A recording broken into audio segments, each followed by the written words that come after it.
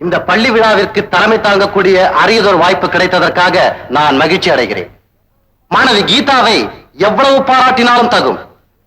சுருங்க சொன்னால் எதிர்காலத்தில் அவர் ஒரு மிகச்சிறந்த பாடகியாக திகழ்வார். இந்த நேரத்திலே ஒரு அன்பான வேண்டுகோள். எங்கள் நீலகிரி மாவட்டத்திலே கீதாவை போல் பாடுவதற்கு யாருமே கிடையாது. எனவே அடுத்த வாரம் எங்களது பள்ளியிலே நடைபெறக்கூடிய ஆண்டு விழாவிலே கீதா பங்கேற்று பாடி சிறப்பித்தால் எங்களுக்கும் பெருமை, உங்களுக்கும் பெருமை. கீதா, உன் மனசுல நீ ஒரு பெரிய பாடகியா நினைச்சிருக்கலாம். ஆனா உன்னை விட நல்லா பாடுறவங்க நிறைய பேர் இந்த ஊர்ல இருக்காங்க. ஊட்டி பிரின்சிபால் உன்னை ஓஹோன்னு போன்றதும் ஆல் இந்தியா லெவல்ல பெரிய பாடகியா வரலாம் நினைக்காத. என்ன, எனக்கு இந்த பாட்டு கச்சேரி எல்லாம் கொஞ்சம் கூட பிடிக்காது. அப்படின்னா ஊட்டி ப்ரோக்ராம் கண்டிப்பா போறோம். ஆனா அதே நேரத்துல இந்த பாட்டே உன் படிப்பை கெடுத்துடக் கூடாது இல்லையா? அதனால உன்னை அடிக்கடி பாட நான் அலோவ் பண்ண மாட்டேன். புரியுதா? அப்பா, இறந்து போன அம்மாவோட ஆசையே நான் ஒரு பெரிய பாடகியா வரணுங்கிறதுதான். அவங்க கர்நாடக இசையில ரொம்ப ஃபேமஸா இருந்தாங்க. அவங்க பாடிக்கிட்டே உயிரை விட்டாங்க. அப்ப கூட அது எனக்கு தெரியும். இந்த பாட்டு தான் உங்க அம்மாவோட உயிரையே பறிச்சிடுச்சு. அதே பாட்டு உன் படிப்பையும் பறிச்சிடக் கூடாது இல்லையா? ஏங்க, எப்போ எதை பேசுறதுன்னு உங்களுக்கு தெரியல. பழசெல்லாம் ஞாபகப்படுத்திக்கிட்டு நீ அழாம சாப்பிடுமா? ஐம் சாரி கீதா, ஏதோ வேகத்துல பேசிட்டேன். உன்னோட எதிர்காலம் நல்லா இருக்கணுங்கிறதுக்காகத்தான் அந்த மாதிரி பேசினேன். உனக்காகத்தான் நான் விஜய 2ஆம் தாரமா கல்யாணம் பண்ணிக்கிட்டேன்.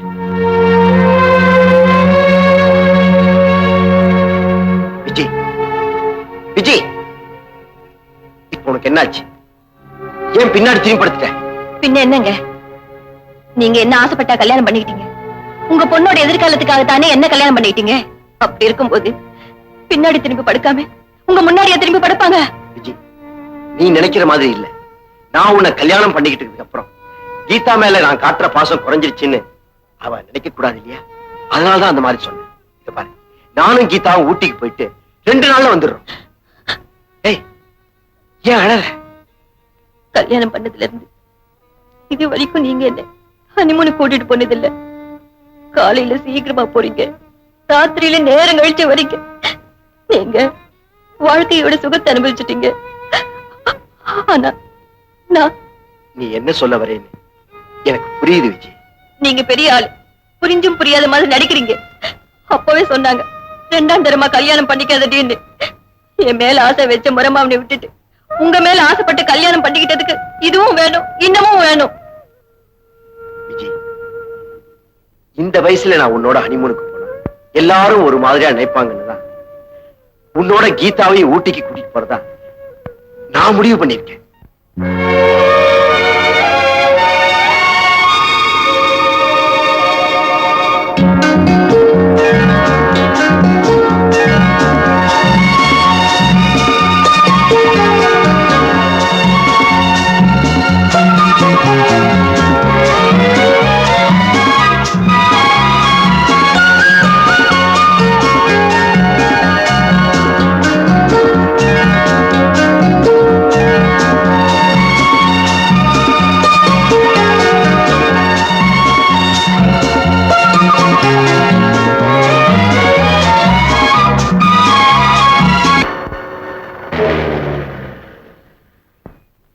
என்னப்பாச்சு?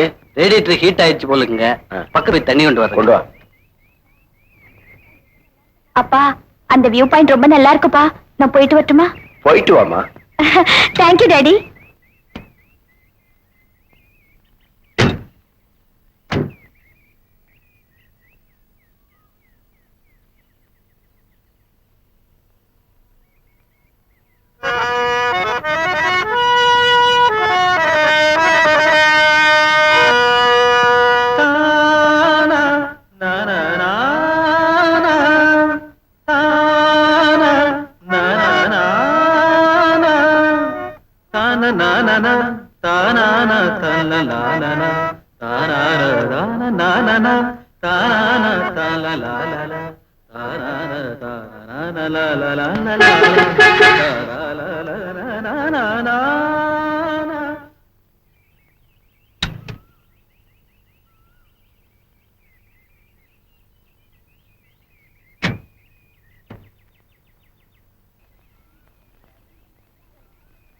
நீங்க யாரு? சொல்றேன். இவ்வளவு அழகா ஹார்மோனியம் வாசிக்கிறீங்க, ஆனா பார்க்க ரொம்ப சாதாரணமா இருக்கீங்க. ஏழைங்கண்ணா சாதாரணமா தான் இருப்பாங்க.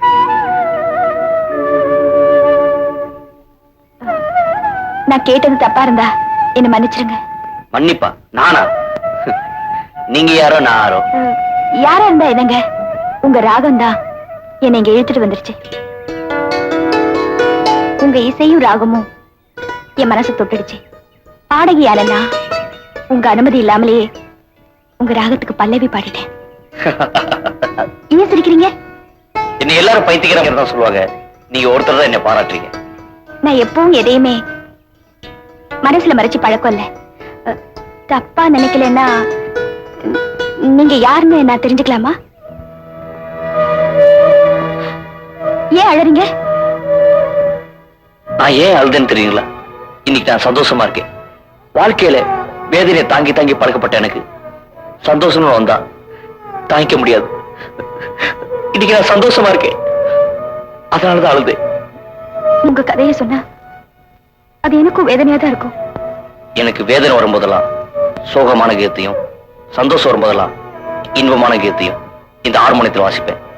இந்த பெட்டிக்கு மட்டும் தெரிஞ்ச கதையை முதல் முறையா உங்களுக்கு மட்டும் சொல்றேன். சின்ன வயசுலயே அப்பா அம்மா இறந்துட்டேன். தாத்தா தான் அப்பா சனத்துல வளர்த்தாரு. அவர் நான் அப்பா தான் கூப்பிடுவேன். அவர் பேர் சிதம்பரம். பாபு, பாபு கண்ணா, எங்கடா இருக்கே? இங்கதான் இருக்கேப்பா.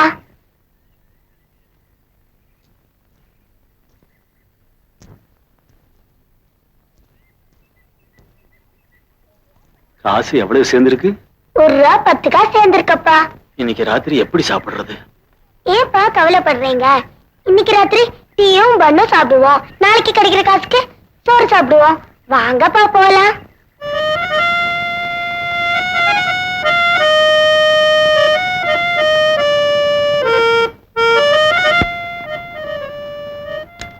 அப்பா, சாமி பத்தி பாடுனீங்களே, சாப்பாடு கூட காசு கிடைக்கல பாத்தீங்களா? நான் சாப்பாட்டுக்காக பாடலப்பா, மனச்சாந்திக்காகத்தான் பாடினேன்.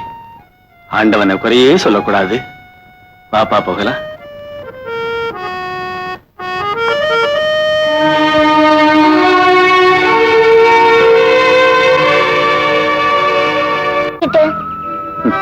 கொஞ்ச நாளா உன்னை பத்தி தான் எனக்கு கவலையா இருக்கு. இனிமேலாவது நல்லா இருக்கணும் இல்லையா? அதனால நீ இந்த ஹார்மோனியத்தை கத்துக்கப்பா. அப்பா, அப்பா, அப்பா, அப்பா.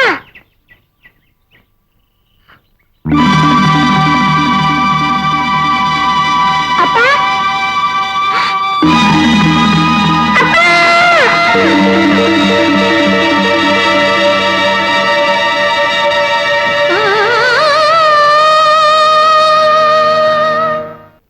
என் கதையை கேட்டு நீங்க ஏன் அழுறீங்க? இல்ல, இவ்வளவு வேதனைகளையும் நீங்க எப்படித்தான் தாங்குறீங்களோன்னு நினைச்சேன். அதான் நான் அப்பவே சொல்லிட்டேனே, வேதனையை தாங்கி தாங்கி பழக்கப்பட்டேன்னு. சரி, நான் வரேங்க. என்னங்க, நீங்க உங்க பேரை சொல்லாம போறீங்களே? என் பேரா? பாபு. என்னங்க, என்னங்க? உங்க பேரை சொன்ன நீங்க நீங்க இருக்கிற இடத்த சொல்லாம போறீங்களே? இது வரைக்கும் என்ன யாருமே கேட்டதில்ல, அதான் சொல்லாம போறேன். இங்க இருந்து கிழக்கால போய் வடக்க திரும்பினா அங்க ஒரு சலூன் இருக்கும். அங்க வந்து பாபு. யோ பெருசு, என் இசையை கேட்கறதுக்கு யாருமே இல்லைன்னு சொன்னல, எனக்கு ஒரு ரசிகை கிடைச்சிட்டா. அதுவும் இந்த ஊர் பொண்ணு இல்ல, மெட்ராஸ் பொண்ணு. இனிமே நம்ம பாடு தூள் ஜமேழகன்.